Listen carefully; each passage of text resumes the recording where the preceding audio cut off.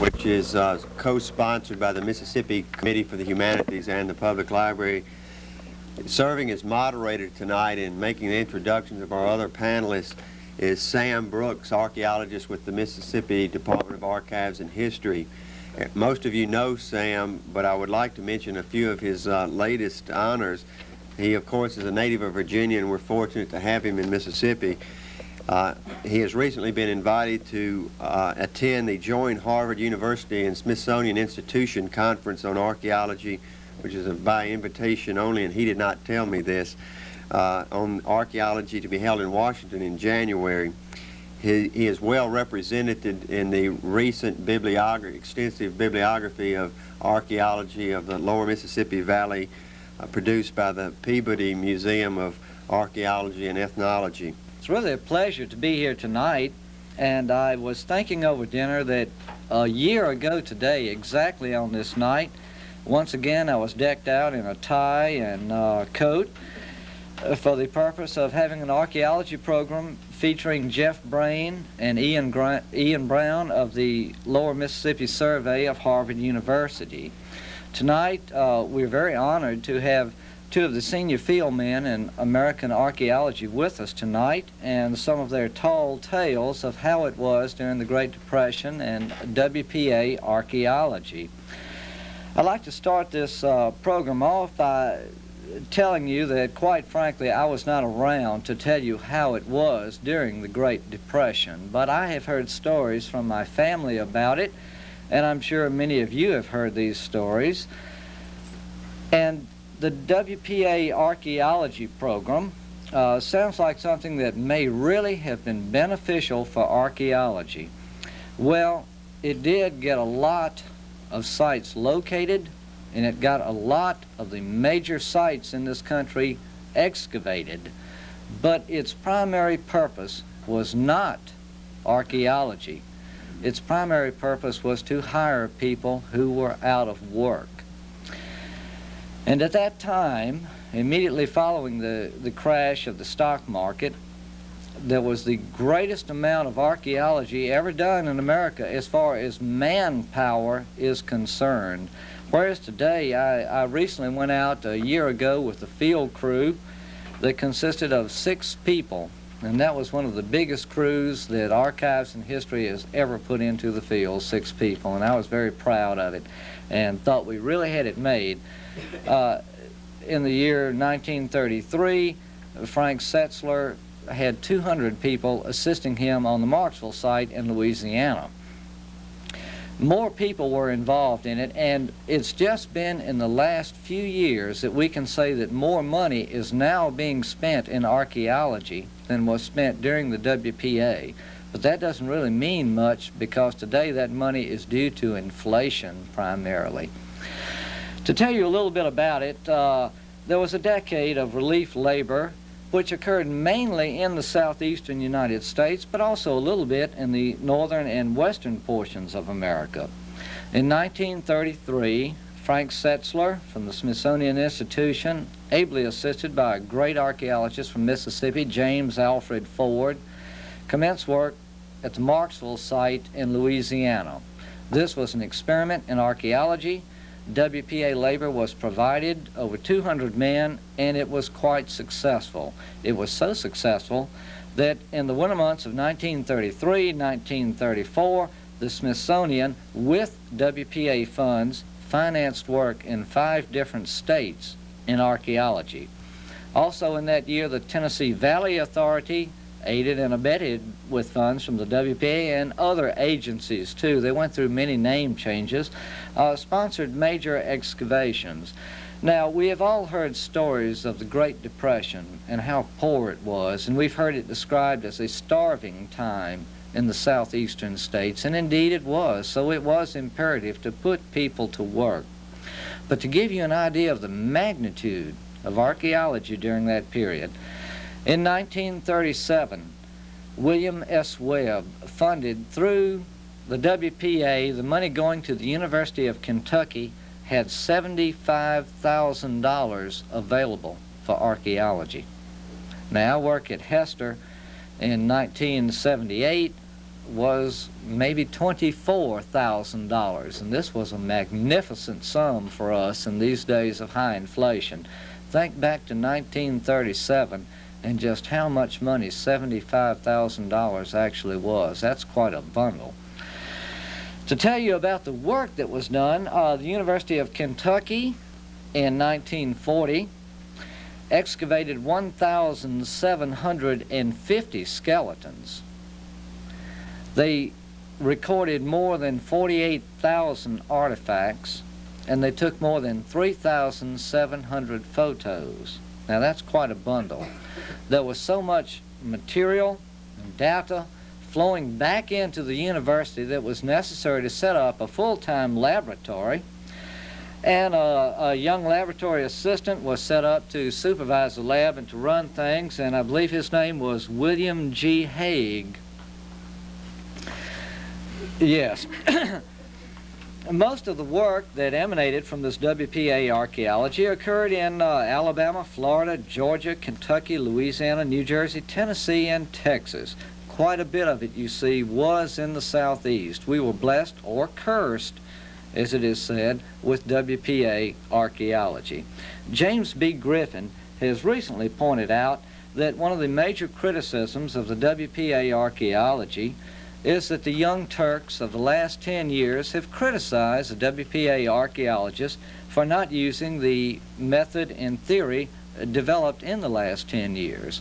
Well, this was, of course, impossible during the WPA days. What do you do when you're assigned to dig a site and the WPA says they will get some workers for you, and 200 men come walking over the hills, unemployed coal miners with picks, shovels, and in some cases even dynamite, ready to dig up that Indian site? Causes quite a bit of problems. But it was a magnificent period in American archaeology. We haven't seen anything like it since, and knock on wood, maybe we won't again. But a number of well-known American archaeologists, the seniors in the profession of American archaeology, were involved in fieldwork during this time period. To name just a few of these: Frank Setzler, James A. Ford, Thomas M.N. Lewis, David DeJarnett, Robert M. Adams, J.R. Caldwell, Geoffrey Coe, Charles Fairbanks, James B. Griffin, Jesse D. Jennings, Madeline Nieberg, Moreau Maxwell, Charles Nash, Robert S. Neitzel, William G. Haag, and George K. Newman, to name just a few. Now, those of you familiar with archaeology in the Southeast will recognize almost all of those names. Those of us who are archaeologists, we are well acquainted with the work of each and every one of these individuals. They are giants in the field of archaeology. So there was quite a bit going on. At this point, let me hastily get off the rostrum, because I am not a part of that generation. I can't pretend to be. When I was sitting in courses at Ole Miss, and I used to hear names like Stu Neitzel and Bill Haag and James B. Griffin, I used to think, boy, I would like to be like those guys when I grow up. Now, at the age of 34, after several years in the field as a professional archaeologist, I still say to myself, boy, I would like to be like those guys when I grow up, if I ever do. I must, at this point, just turn the program over to William G. Haag and Robert S. Neitzel. These men are senior field archaeologists in North America. They're best known for their work in the southeastern United States. All I can say about them is that they are part of that group that includes some of the most colorful characters: beer drinkers, hell raisers, pub crawlers, satyrs, nymphomaniacs, and storytellers in all of archaeology. William G. Haag will start us off. To prove to you I'm a giant in the field. It's always difficult to follow something of that kind. Be nice to be able to get up and say it's all a pack of lies, but actually it's not. We did all those things. We were such heavy drinkers from time to time my doctor advised me to kind of cut back on drinking, and I said to him just recently, what do you mean, cut back to what? He's about a half a pint a day. I said, half a pint? I spill that much every day. So it is true that the southeastern archaeologists who have grown up in this atmosphere of, doing things for the first time that no one else had shared these experiences and stuff of that kind has really been a salutary, whatever that word means, experience for us. And yet, to this day, I hate to be labeled a senior archaeologist. After all, here I am in my late teens or whatever. I'd like to think that I still had a lot of time ahead. But every time I go to a meeting, like we just had a Southeastern Archaeological Conference meeting in Atlanta last weekend, I find out that really we are transcended. We're surpassed by much more intelligent, much more knowledgeable people, of which Sam is one. And it is true that all the things we do are doomed to be replaced by better things. If this were not the case, we would stagnate in our science. But let me just say for a moment some of the things that actually transpired in the development of WPA archaeology. Sam has said that here at Marksville was the beginning of what developed into a tremendous program in the Southeast. Remember that the aim behind this whole program was one of relief.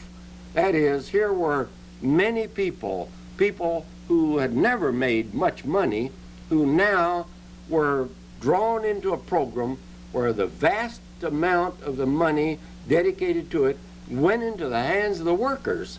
Archaeology was ideal for a relief program in that we didn't require big tools, or we didn't require a lot of material like gravel and cement and stone and lumber.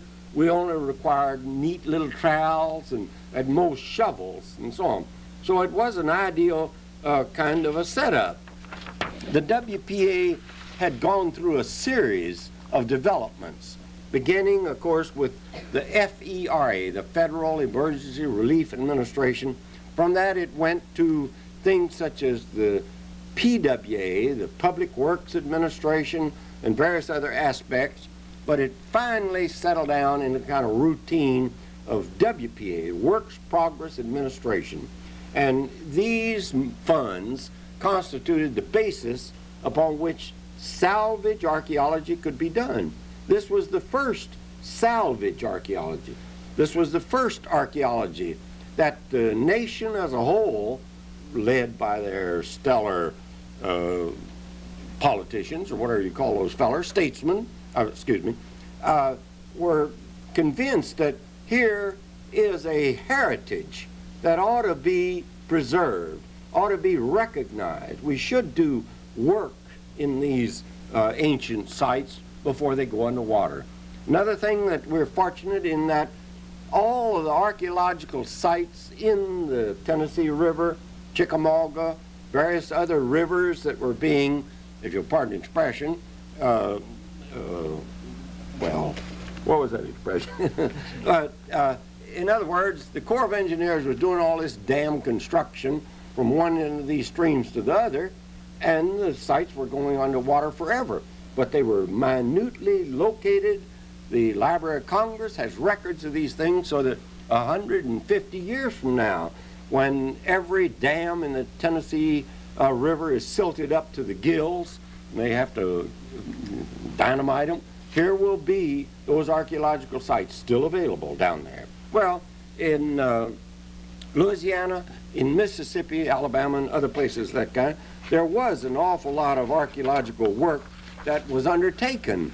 And it is fortunate that we were in that position of being able to capitalize on the misery of some other people. Namely, the WPA period was one in which people were being rescued from abject poverty, including Mr. Neitzel, including me, and other more fortunate people who were farmers and stuff of that kind.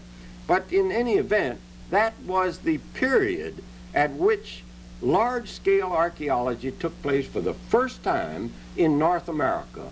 Now, as Sam has said, today even greater funds are being spent in archaeological endeavors. But when I had my first field experience, February 1934, I had a crew of 90 men turned over to me. Here I was, not knowledgeable about complex archaeology. I'd picked up arrowheads and passed merit badges and stuff of that kind, but there weren't many archaeologists, trained people in the United States at that time. But my crew of 90 men were getting 20 cents an hour. Now here was a man getting, for an 8-hour day, $1.60. Do you think those people felt like they were being put upon? Well, they were delighted. Most of them had never made more than 75 cents a day in their lives. Now, some of the men in my crew were younger men who had gone to Detroit during the great expansion of the automobile industry and the conversion of buggies to automobiles, and they had worked as water boys or something like that for $2 a day. So that here they were all back home. $1.60 a day was not bad wages. You mustn't think that these people were just forced like slave labor or something to go to work. On the contrary, they were delighted.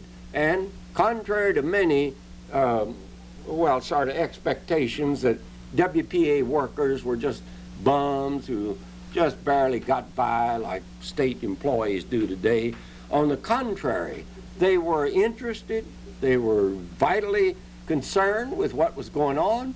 They responded to any kind of encouragement. Those who could handle a trowel better than others, we elevated to what we call trowel men, and that praise and recognition alone was pretty important. But if you think for a moment that to have 90 men in an archaeological program was not pretty trying, and you've never had 90 men, you may have had 4 sons at one time, but 90 men are equally equivalent to the destructiveness as well as the requirements of attention and so on that 4 sons might require. In the southeast here, it was the testing ground for all this. No other part of North America had this kind of employment of WPA personnel for doing archaeology. There were plenty of other states, California notably, that had a lot of unemployed people. After all, the movies were as bad then as they are now. So they did have a lot of unemployed people. But nonetheless, they didn't have the kind of organization that came from a few people here in the Southeast. Now, I am a product of the University of Kentucky. When I first came down south here to teach at Ole Miss, after all, I didn't mention that, particularly during football periods and stuff of that kind. But I was fortunate enough to be able to have worked under a man who was one of these kind of intellectual, who was one of these kind of energetic people who could organize material, get other people to do things, namely Major William S. Webb. And I think the Southeast has never forgotten that they owe a lot to Professor Webb. After all, he was a person who, as I say, was capable constantly of getting other people to do things, not just by cajolery or praise or things of that kind, but just to imbue them with a sense of urgency. We've got to get these things sort of done.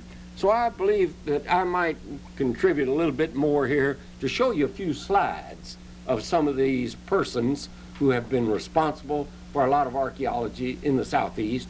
And I can, from the slides, show you the magnitude, in a sense, of some of the archaeology that we did. Now, if we could douse the light. Come out and tell us. This is archaeology. things that Bill left out. Notice he's a gentleman of ready wit. I'm not always ready for his wit, but he's always willing to dispense it in proportions that, well, nothing in a rollade won't set aside. But 2 rollades, maybe, something, a night on the town, something like that. One thing he left out was not my privilege. It was almost fatal to me to be exposed to the rigors of a formalized institutional program in the precise technology of how to do archaeology, how to dig a mound, how to dig a village site, what you should follow.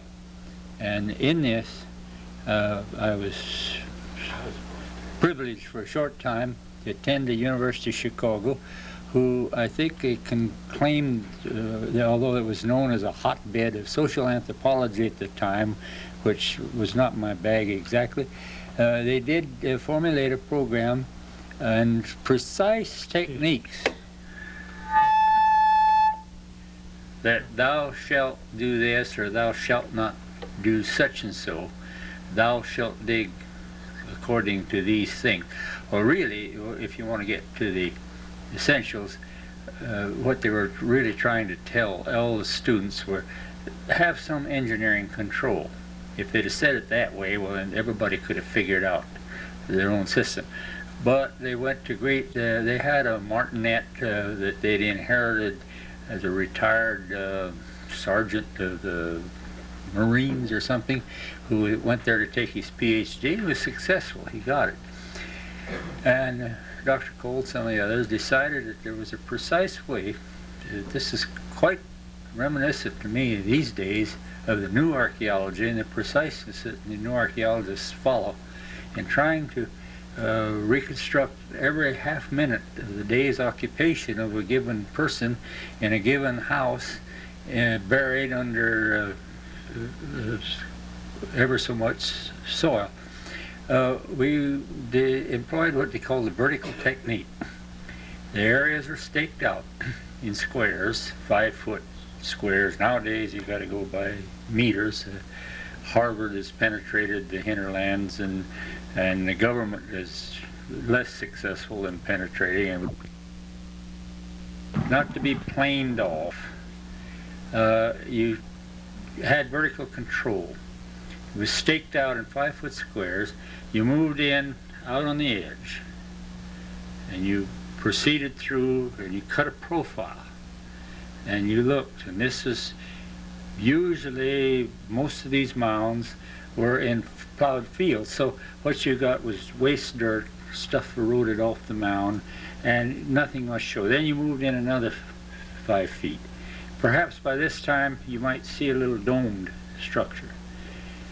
This technique was evolved in Fulton County, Illinois, where they had burial mounds, which were heaped up things with usually a central burial, sometimes extra burials that kept to the different layers of the mound.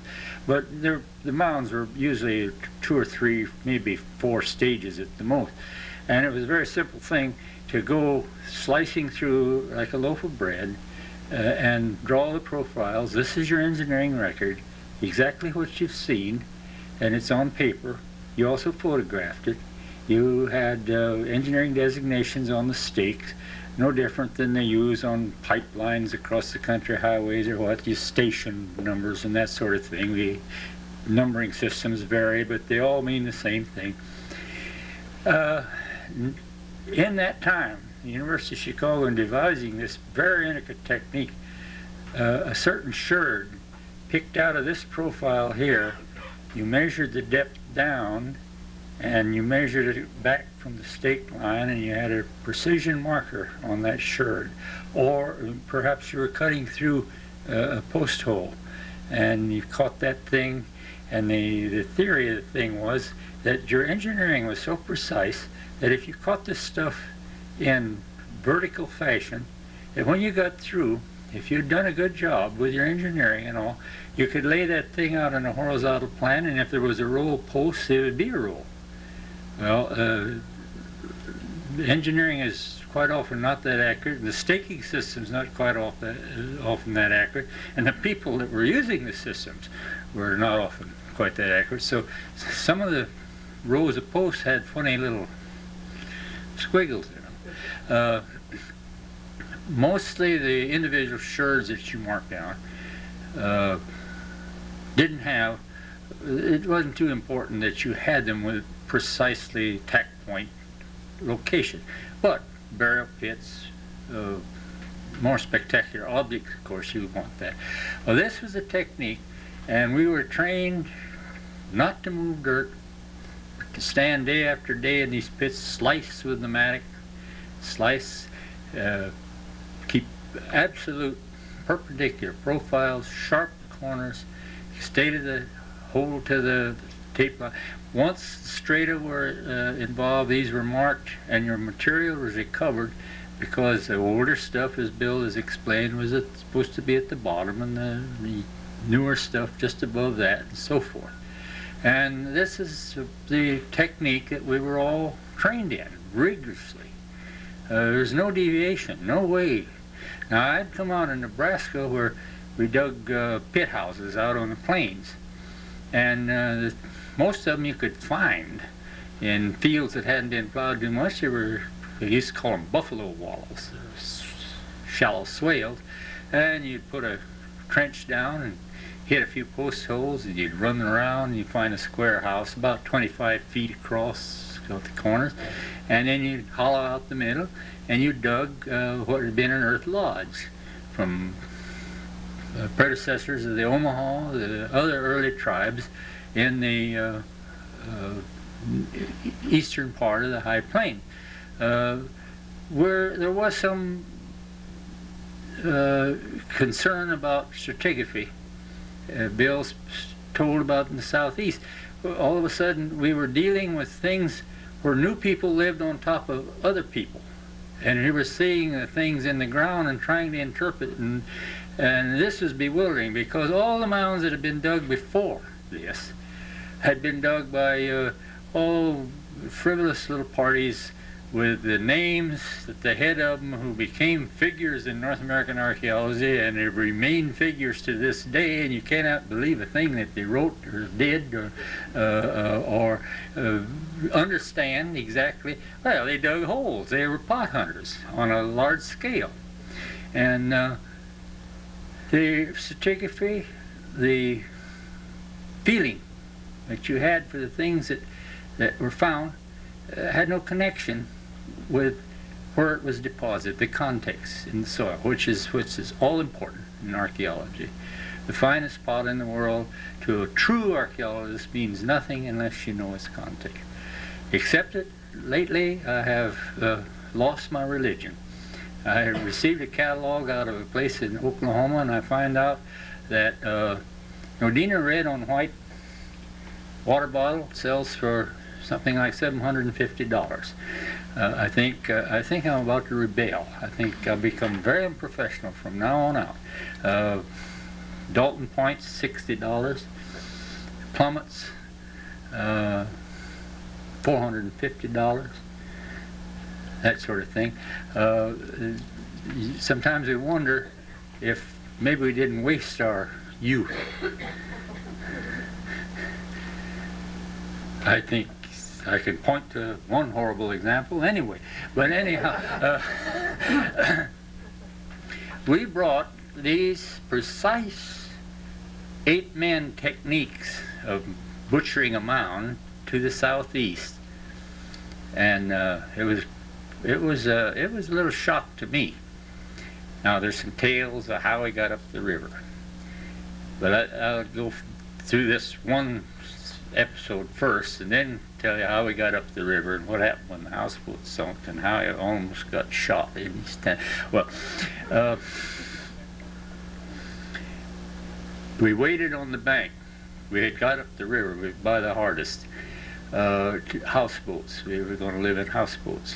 This is Tom Lewis's idea. Suited me. I didn't care. Where I'd left in Chicago, I was hungry there too. Here I was drawing pay. We met naively at the site. It was across the river from where we tied up our houseboats, up in the, I'd say some 30 miles above Chattanooga. We paddled across. Somebody loaned us a skiff to get across. It wasn't exactly a skiff. You had to paddle. It didn't have oarlocks. And then we crossed an island, and there was another channel we had to cross, so we begged another waterlogged wreck out of somebody to get across that. And we hauled some paper bags and some trowels and some shovels. I had a whole houseboat full of shovels, long-handled shovels, and picks, mattocks, and wheelbarrows and so forth. And we hustled this stuff across. And I had a fellow with me that had I'd worked with in Southern Illinois, with the University of Chicago. He was an excellent photographer. He was an archaeologist too. And so we had our dateline set when the crew would come in. And there we were with our paper bags and our crayons to mark on the bags. There was not a stake driven anywhere on the site. There was a mound there, small mound, about 11, 12 feet high, 150, 200 feet in diameter. Didn't realize at the time that it was a pyramidal mound. It wasn't a burial mound, where this precise vertical slicing technique thing was used. And they turned the crew loose on it. Here comes 110 people swarming over the hill. Hey-ho! Yay-ho! Show me them dead Indians. Where's them dead Indians?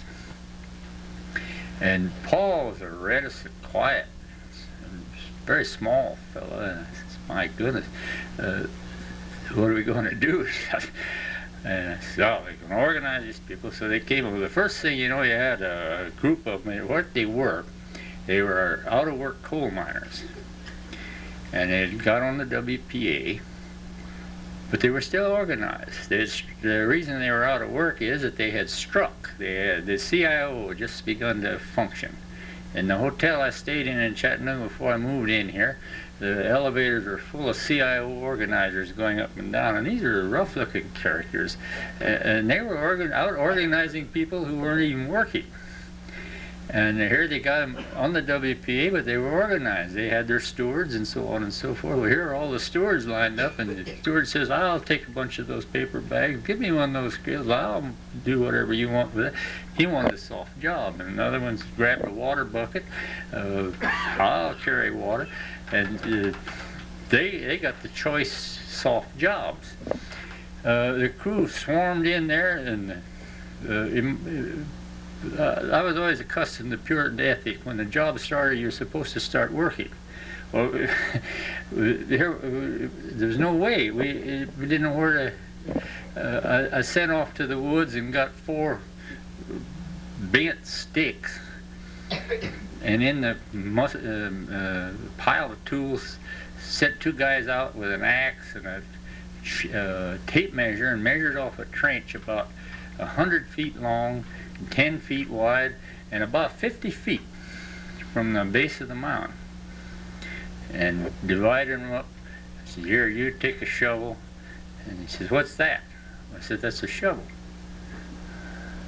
the long-handled shovel. He says, I never used one of those. Well, I says, that's what we use. Where's them banjos? These are coal miners. They worked on their hands and knees. And they used short-handled shovels.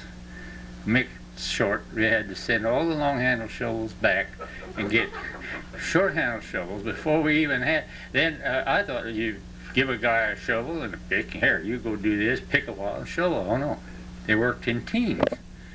And this was organized, and this was supported by their union stewards on the job. So they were organizing us instead of us organizing them. Well, anyway, I got them in a hole. First thing I said, clear the mound. Well, there was a few weeds and a little brush on it. I thought that'll keep them busy till I can collect my wits. But 110 men with some axes and so forth. It went, and the mound was cleared. I wasn't used to that many people. And Cooper was off under a bush like this, because he had nervous troubles anyway, and he was a more precise archaeologist than I. I'm not quite ready to adapt to the rigors of modern life as it was a period before. Well, all of this straightened out. We finally got these people organized with their short shovel. We finally gave in that one guy picks a while, another guy shovels a while. That's the way they'd work. That was their work habits. And we went like, then we found out that I felt sorry for some of the older people. Finally, when we got to the point where it hit a skeleton or something, I picked some of the older people to try to show them about clearing it. We had trenches out in the village. At every place we put down a trench, there was a skeleton. People just buried all over the place. And I was trying to make it easy on the older guys to wouldn't be such a strain. Well, no. If they did that kind of work, they were trial men. Bill mentioned that. And in that case, they were entitled to a raise in grade from labor to middle grade of trial man. So you say, all right, you finally got that going, and your timekeeper was going crazy trying to keep track of all this movement in the ranks, so to speak. Then all of a sudden you didn't need these guys for trial man anymore, and you'd ask him to pick up a shovel, well, help a fellow move some loose dirt. Oh no, break me back down to labor. Well, it just turned into a huge bureaucratic spaghetti. Nobody knew what, from day to day, and the poor timekeepers, they weren't too hot about balancing all these funny double entry things on these timesheets anyway. We didn't, my trench that I'd built out from the side of the mound, they were digging and stuff as sterile as this floor right here, and about as hard, because mostly it was dolomite and the sparks were flying. But they were getting a lot of good practice, and they were a long ways from the foot of the mountain, because I was going to approach it in the standard technique. I was hard-headed too. I was going to do the vertical technique, except that this was a temple mound. It was not a burial mound. It was roughly at the most 12 feet high. And in final analysis, when we finally got through it, it had 26 separate occupation layers squeezed in to 12 feet. This is tough engineering to keep track of on paper or any other way with a big crew like that. Well, thankfully, some of them learned enough to where we finally got control, and later we began another mound across the river, and we split the crew, and it didn't have quite so many people on my hand. But these were the things we were adapting: a rigorous academic technique that worked for a crew of 6 to 8 students who burned out about noon anyway. They weren't all that good, but we were trying to adopt it to people who could really work if they had it to do. And these adjustments had to be made. Now, just quickly about coming up the river. Seemed like a great idea, a great adventure. We were going to live on houseboats. Well, as always happens with government money flowing into things, that people were figuring out things and this, that, and that. There was some fellow that lived on the waterfront there in Chattanooga, had, well, rent your houseboats. Yeah, that's what you need.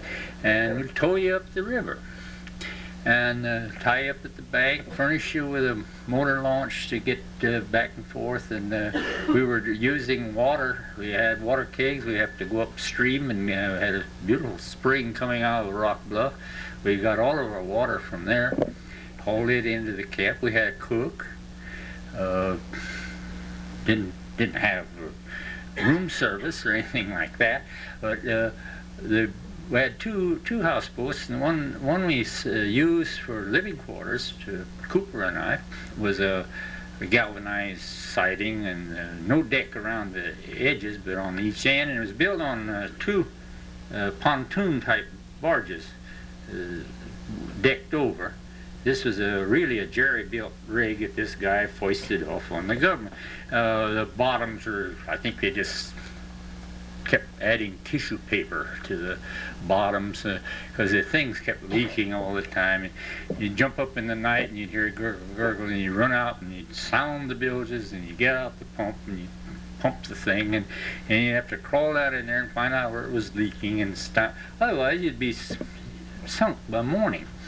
And in the river in those days, is before the dams were in, the river would rise 6 feet overnight when it had freshets up in the mountains.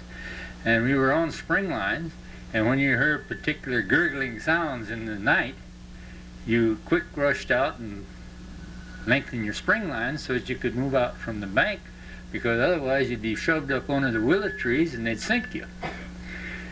And this was for young fellows, you know, could sleep anywhere. This just kept you invigorated all the time. You had all these little inspirational things to do all night long, as well as following these guys. And you have to understand, we were following precise engineering recording techniques. Every post hole, every specific object of extra importance was being located. But this is after we got this mound staked. I won't go into that. We finally got an engineer out from the... We didn't have any stakes. We didn't even have an instrument to stake with. And finally we got an engineer out from the TVA, and he staked our mound out for us, and then proceeded with some order after that. Well, anyway, we were... Cooper and I were across the river till dark every night, recording what had been uncovered that day, getting it down on some kind of paper record. And we were young and elastic, and this is what we wanted to do. But to get up the river with this rig, we hooked two houseboats together like a tow, and had two motorboats. One was a homemade affair with an inboard Chrysler, and the other was a more or less almost like a factory boat. Had a parasol because the owner of the rig, he was going along as pilot. He didn't want to catch the sun, so he sat under the parasol. So he told us we went along fine until we got up to where they were building the Chickamauga Dam, which was going to flood the area above where we were going to do all this excavating, where we were surveying the sites. And the stakes were all around this. They had high and low level stakes. I forget what they were. Up in that area, they were 690 and 698 or something, which would give you the fluctuation, the different stages of the pool once the dam. Well, we had to go through the dam. They were running the Coffer Dam out, and they're forcing the whole river against this bank, and we had to go through that. Well, this water was pouring over the Tennessee, a swift-flowing stream, and it was just pouring over this thing, and we were stalled. We couldn't make it. And we chug, and finally these boats began to leak, and we pulled in to the bank, and the TVA had a big stern-wheeler steamboat. They thought they could come over maybe and help us. We needed power. Well, they got caught in the tail of this thing, and they spun around. They lost their yawl that was hanging out the back of the, trailing the thing, and they went swooping down the stream, and lucky it didn't lose their big boat. And we had to figure out what to do. Well, we had one rope on board, a line pretty long here back to the back room, and we hooked that on. We broke the tow and took the rear boat, which was going to be the galley and the mess hall and so forth, and we hooked both boats on, both power boats onto it. And Cooper and I got out on the bank, and we'd snub that thing around that tow line around the tree, and the boats would shove out into the current, and then we'd pull it to the bank. And then if we'd had two ropes, it'd been no problem. One of us could have gone ahead with the other rope and hooked up ahead, and we could have done the same thing. But what we had to do, we had to unsnag and run like sand to the next snagging post, grab that, and they'd do the same thing. Well, we got the first one through. Of course, it was sinking. And I had to stop and caulk it and so forth. Then we came with the other, and it was loaded with tools, and it was this double deal. By that time, Cooper and I were out of gas. We had done a lot of running and a lot of pulling and straining, and we finally got through. And I was ready to give up archaeology. I was ready to give up the whole business. Right then, it was a bad start. But we got the things up, and we got the tools in place and so on. Well, those are things. I located a picture the other day that I'd taken with a camera after we'd banked up there of that job, but I had quite a few skeletons stored in there. I had a desk, and Cooper was in the upper bunk, and he rolled out on top of me with what's going on in the middle of the night and no light. The outside barge had sunk in the night, and we were like this. It finally hit bottom, and that's part of we were in water. The other boat that we were tied to hadn't affected. We had to move everything out of that, and I think by that time Tom Lewis decided, well, these boats were not practicable. We couldn't keep them afloat. We were losing a lot of sleep keeping them pumped out, and we moved out on the bank and lived in tents from then on, and a little more comfortable, certainly a little more security. That's part of the story. We brought in other people. We brought in Jess Jennings to help, mainly to just keep straight with the union, to keep straight with all this rigmarole that you had to go through to keep this crew working for $33 a month, and raising their pay to $50 when you made a trial man out, and cutting them back when you asked them to drop their whisk broom and pick up a shovel. It was a maddening sort of thing, but that's the way they operated, and we had to get used to it. There were an upper grade of workers, so-called foremen or something. We didn't have too many of those there. But here were two guys. We were finally granted assistance to do mapping work, to pick up our, so we could at least sleep a little. We had a photographer, an excellent photographer. We brought some films. He's the one that slipped in and got this picture of Roosevelt come down to Knoxville for dedication. The picture is taken about from me here to Haag. Imagine getting that close nowadays to a president to take a picture. And his only bodyguard I can see was his young son James standing there, and some dignitaries around. He's sitting there in an open car. But these are commentaries on security at the times. Apparently nobody was mad at Roosevelt. And I remember I passed through the area. What basin was that from Schwayama? No, this way. The battlefield, Shiloh. What basin? Chickamauga? No. What battle? What basin? What basin? Kentucky Great Flood. Kentucky. Well, I passed through there a few years ago. Here was a guy who had a camp, renting boats, renting cottages, had a little service store, this, that, and the other. And I got talking to him about, you were here, you owned this land when the TVA started. Yeah. He says, I used to be here. He says, I couldn't make a living growing cotton. He says, Mr. Roosevelt, now this is 30 years after Roosevelt was dead, Mr. Roosevelt saved it for us. He was still remembering those things. The guy is a millionaire or more.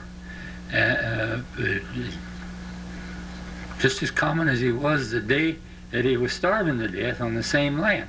But they haven't forgotten, some of those people haven't forgotten. We saw a very poignant episode tonight on television where they're moving a family out of the basin up there, Tellico Basin, up towards Knoxville, around Lenore City. They have been held up through courts on account of the little darter fish, so on and so. But here's an old couple being moved out of their house, and they've been there all their life and didn't want to move, but they're going to flood it. They're flooding the historic town of the Cherokee, Chota, which has been excavated. There are probably some other sites in there that they didn't flood it. I don't know which way it's right, whether we're going with progress, but we saw displacement of these people back in those days, and mostly it seemed like they had no choice. Wherever they were going was no worse than where they were now. Now they feel like, oh, it's a home or something like that. Now I'm supposed to talk about the bucket of blood. Some of these programs, we didn't stay right with the basins. In Tennessee, we got special consideration for working a site in Middle Tennessee, a few miles west of Nashville, called the Pack Site in Mound Bottom, the big Temple Mound site. And we'd had a crew in there, and they sent me over to replace George Newman, who was a physical anthropologist. I was doing all the human bone work over in the Eastern Valley, and they sent me over there because to finish that up and kind of finish up the whole job, and they were hoping to make an outdoor or public museum area out of the thing. And I spent a winter in there finishing the excavations and processing archaeological material, so on and so forth. And they had a honky-tonk down the road, and always interested in aspects of modern sociology among our people, social research, things that I learned, fundamental things that I learned at the University of Chicago. Naturally, I went down there quite often and observed the scene. And the honky-tonk was owned by a family named Hester's. Mrs. Hester was a fine, kindly old lady, lived in the ancestral home right on the old highway, the main highway between Memphis and Nashville. And she had two sort of outlaw children there, Teeny, her daughter, and son Walter, who had gone before their time. They'd been to New York. And they'd learned a lot of city ways in New York, and they came back and they erected this little frame building, a wide place on the side of the paved road, and they called it Teeny's Place. Well, it gained recognition. You might think that the motorcycle gangs of Los Angeles or something new. Why, they were there in Middle Tennessee in 1936 and 37. They used to flock out there from Nashville and scare me to death. I was on foot. None of us had automobiles or anything. I'd walk down to this place. You could buy a hamburger and beer. That's what you did. Find a fellow that came over there and socialized every now and then, who ran a still and a draw down across the road. And I went down there one day. I got familiar with him, and I took my camera and asked him, be all right if I take some pictures? Oh, yeah.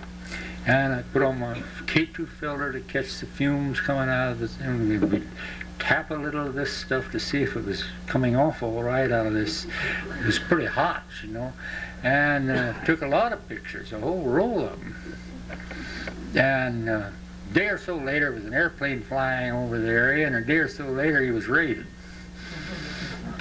And I had a little trouble in convincing him that I was not an informer. All I had, I'd sent the film in, and it was a wet, murky, cloudy day. I had nothing but black film. And he was willing to take my word that my pictures hadn't tipped them off, the revenuers out of Nashville, because every exposure on it was completely black. The only time I've ever made a mistake with a camera. Well, I was glad for it, because otherwise I was dead. But this neighborhood, I got along with them pretty well. I had old gentleman who was a middle class foreman on my job, Mr. Dobson. And he had a bunch of pretty randy boys, ran loose in the hills there, drank a little of this stuff that they made themselves, and anything else they could find that would serve as a proper disinfectant. And they didn't quite jive with this, but there was not open warfare until one Sunday evening. I had walked down there and I met Mr. Dobson. I respect the old gentleman. He's a hard worker. And we talked a while and went inside and bought each a bottle of beer. And some kind of a ruckus started outside. Some of the Dodsons had driven up in a panel truck, and they got in some ruckus, and Mr. Dodson and I were sitting there. Here comes Walter Hester rushing in, grabs a shotgun off the wall, one with hammers on it. It wasn't a percussion outfit, but and he went outside, and I says, Mr. Dodds, what's going on? And we went to the window and looked, and Luther Dobson, his son, was on his knees grabbing at the gun, and Walter was like this. Boom! And Luther falls over, and he says, my God, they shot Luther. And I says, they sure did. And Walter didn't have any more. He shot twice. He missed him the second time, and the first one was glancing, but it looked like he'd hit him square on. And I said, Mr. Dodson, this is no place for, I got to go see about Luther. Well, I said, you go see about Luther, I'm going to go see if my camp's still back there. And I lived about 3 miles from there. And all the Dodsons loaded up in their panel truck, and the Hesters began to arrive. And they came with 22s, and they brought more shells for the shotgun, and they all got back into place. And it was getting a little bit late in the evening, twilight time, and the Dodsons had left. I said, I better get out of here. And I started down the road, but I didn't want to go toward my camp. I thought I'd go this way, cut through the woods, and get back. After I got down the road about 50 yards, pow, and I felt birdshot dropping all around me. They come on back. We're shooting anything that moves. They're going to come back. We don't know who you are. Pow! And some more birdshot dropped her. And by that time, I was in the ditch. And I got up, not very gracefully, and walked back. I said, I don't want to stay here. Well, you better stay. We're going to shoot anything that moves. It was getting dark fast. So I came inside. And things were quiet, and pretty soon I heard a car coming, and he drove by, and pow, pow, bang, bang, and glass fell out of the front windows, and rifle bullets. It's just a tissue paper building, right? They're coming through the wall, and I said, oh Lord. And I went behind the counter and crawled in behind some beer cases stacked in a little storeroom to the rear of the building. I couldn't get out. I didn't want to be there, and there's no way. And it was dark. You couldn't see. You didn't know what. Somebody was peeking in the window, ready to shoot anybody that moved inside the place. And I was in there, and I had no. I wasn't part of the family. I didn't. If I had been, I would disown them immediately. There was no point in having a family like that. It's not good for your blood pressure. And this went on for an hour and a half. They'd drive by, bang, bang, bang, pow. And it was a long, quiet spell. And the car drove up, and somebody says, we're having a little trouble here, don't come in now. And the fellow says, well, this is Brown Pack. Well, this is my landlord. He owned the place where we were digging the mounds and everything. And he's come, Brown, either leave or come on in. We're having trouble with the Dodsons. They're shooting at us. We're shooting back. He said, I'll come in. Well, he'd been having his Sunday evening schnapps or something, and he was a chunky fella, short and chunky and very nice. He wouldn't hurt a flea. Except he carried a big hog leg gun down the bit of his overalls. I don't know what held it there. He had a lasting band or what. And he came in, he was a blustering, kindly sort of fellow. And he saw me and he says, Mr. Neitzel, what's going on? I says, man, they're shooting each other up here. They shot Luther Dodson and they've been driving back and forth, Arthur and all of them, and they're shooting in here. And I said, we got to get out of here. Well, he says, let's talk to him. He says, no, Brown, you can't leave now. We're going to shoot anything that moves. We don't want to see anything outside. He said, we got to shoot. We're protecting ourselves. Well, Brown says, let's go sit. We go sit in the back. I said, I've been in the back. I said, I don't know but what they're coming in that way. I mean, it's all dark out there. And about that time it came a pow, pow, bang, and some more. There wasn't any more glass left, but they had a young fellow there that was devoted to the family. He wasn't part of it, but he worked there. And he slipped out and down the highway and caught a road to White Bluff to try to send word to the sheriff who lived over in, I want to say Johnson City, but I don't think that's quite the name. But it was 30 miles away. But before he left, it had been a long quiet spell. The car drove up, and this lady that owned the place, Teeny, went to the door and said, we're having a little trouble. Can you come back later? Says, all we wanted was a hamburger and some beer. So she opened the door, and there they were. And he went, whang! Right? Caught her right front on with a shotgun. And she turned as she realized what it was. It was the Dodsons had driven up right in the doorway. And she spilled, so the charge caught her in the back of the head and she fell. And this young fellow went and slammed the door shut. He says, now I'm going to go. He says, not only I got to go get a doctor, too. He shot Teeny. I says, oh my God, Brown, what are we going to do? Well, he says, let's go on. He says, first thing, he says, get her some water. They always want water when they're shot. I didn't know about these things, except I guess he'd been watching Western movies or something too. But, hey, we dragged Teeny back to the counter where they served that, and Brown and I went in back and sat on these empty beer cases.